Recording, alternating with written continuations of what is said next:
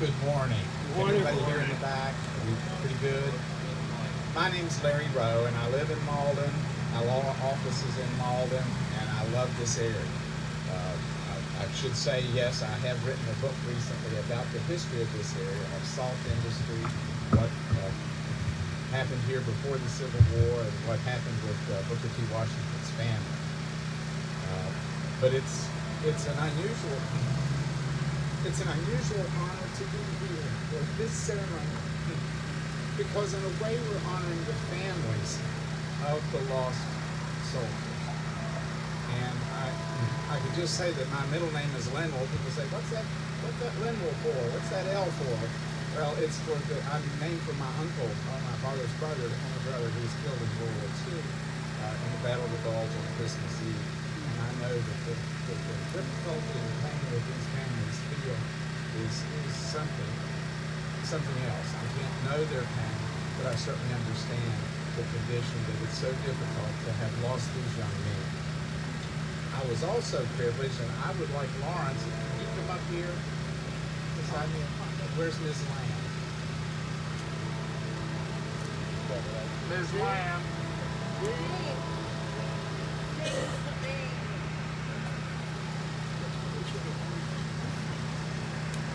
I won't be long, but I just want to describe how this process works to get a bridge name. It is not easy. And some people have called legislation sausage making. Well, this was sausage making, folks, let me tell you. Lawrence called me 2 years ago and said, you know, we really ought to honor 3 men who were lost in Vietnam from Cedar Grove. And I first was stunned to think that we lost three men from Cedar Grove in the Vietnam War. That's very unusual. We proposed it, we put it in a resolution for the House. It has to be approved by the House and the Senate. We got it right up to the Senate to the very last night. This was 2 years ago, and it didn't get in the list of resolutions that were passed. So I had to call Lawrence and say, well, there's next year. Now that doesn't feel very good after you've worked on it as hard as we did. But we did introduce it again this past year, the second time. And I want to report that and I don't see that they're here. My co-delegates in this district, Amanda Eastep Burton and Andrew Robinson, worked very hard to get this resolution passed.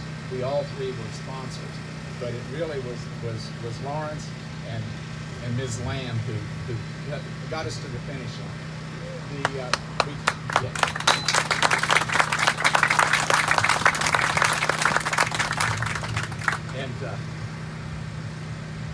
So we got it through the House. Wow, that wasn't too difficult. I'm on the committee that approves these resolutions, so I sat through every subcommittee and committee meeting and made sure we got it to go.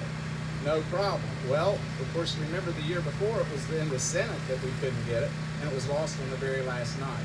Well, I talked with Senator Colombo, who is in this district, and I also talked with Senator Takubo, and he was able to get it through at the last minute, I think in the last 2 hours of the session. And he was able to get it through because he's the majority leader. And he called me on the phone and said, now, which are the resolutions that you all have in the east end of Kanawha County? And I told him about this one. Sorry for this buzz in this. And there was one on Campbell Street that Andrew Robinson was the lead sponsor on. So both of those got through, and I want to recognize those people for their participation. But again, and by the way, Lawrence was very nice when we didn't get it the first time. It's like he understood completely, and it's like, we'll just run it again, Larry, and that's what happened. So we were able to get the bridge. Let me mention, this may be the only 3-person bridge in West Virginia, because I encountered difficulty. The council, when they drew the resolution up, sent it over to Highways because they want to check the bridge numbers to make sure everything's just right. And they said, we don't think we can do 3. We've done 2 once before or something. You know, are there multiple bridges? Well, technically, this is one bridge for Highways, but it's 2 bridges, in fact, in terms of the way it's constructed. But we didn't want to do that, and Lawrence said, no, it's 3 or nothing, and here we go. So Highways agreed to the 3, and that's how we have this bridge that is being named. Now, let me read the resolution. It is a House Concurrent Resolution 6. And it's offered by Delegate Rowe, Robinson, and Amanda Eastep Burton. requesting the Division of Highways name the bridge locally known as US 60 Cedar Grove Overpass Bridge, carrying US 60 over County Route 81, Kanawha County, U.S. Army PFC Earl Russell Cobb, SPC 4 Carl Bradford Goodson, and SSGT George T. Saunders Jr. Memorial Bridge. Whereas, and then this is the information that we were provided, whereas Earl Russell Cobb, known throughout his life as Russell, was born on October 24, 1946, and grew up in Kanawha County. Whereas Russell Cobb graduated from Cedar Grove High School in the class of 1966. And whereas he entered the United States Army to serve as private first class in the 22nd Infantry Regiment of the 25th Infantry Division. And whereas private first class Cobb was killed in action on September 4, 1967, he was 5 months into his tour of duty and is now listed on panel 25, line 96 of the Vietnam Veterans Memorial in Washington, D.C. Whereas Carl Bradford Pumpkin Goodson was born on October 14, 1948, and grew up in Kelly's Creek, outside of Cedar Grove, West Virginia. And whereas he graduated from Cedar Grove High School in the class of 1967, and was a member of the Church of God at Ward, West Virginia. And whereas Carl Bradford Goodson served in the United States Army Light Weapons Infantry, 101st Airborne Division with the rank of Specialist Corps. And whereas Specialist Goodson was killed in action on April 6, 1970, just 5 months into his tour of duty, and is now listed on the panel at the Vietnam Veterans Memorial in Washington, D.C., and he is buried in Ward Cemetery in Ward, West Virginia. Whereas George Thomas Saunders Jr. was born February 28, 1942, and grew up in the community of Cedar Grove, West Virginia. Whereas he graduated from Cedar Grove High School in the class of 1959. And whereas George Thomas Saunders Jr. joined the United States Army, served 6 years, and attained the rank of Staff Sergeant.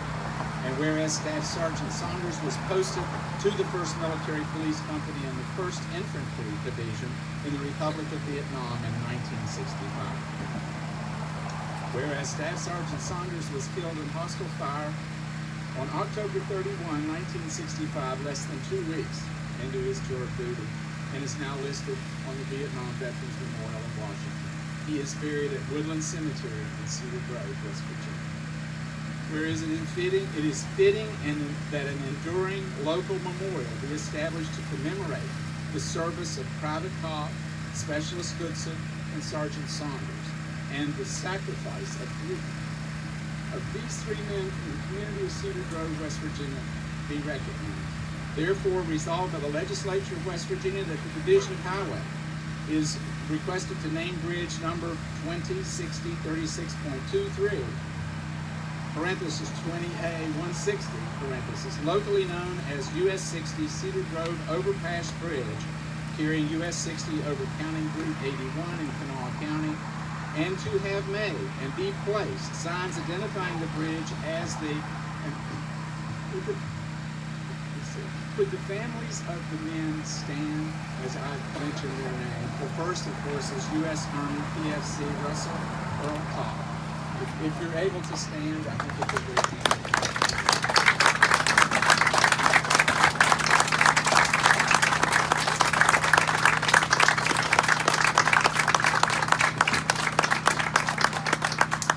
Thank you very much.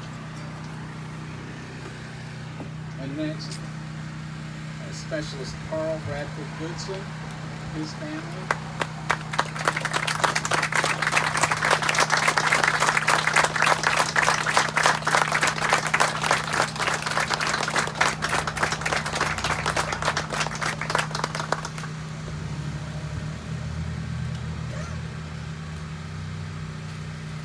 And now the family, please stand for Staff Sergeant George T. Saunders Jr.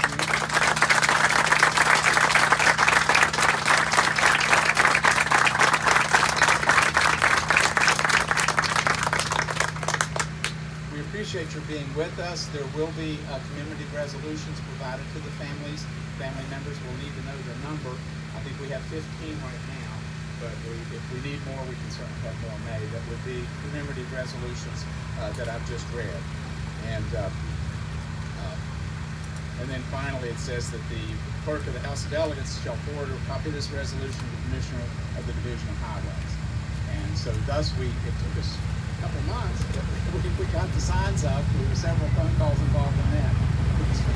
The Highways has been very cooperative and very helpful for us.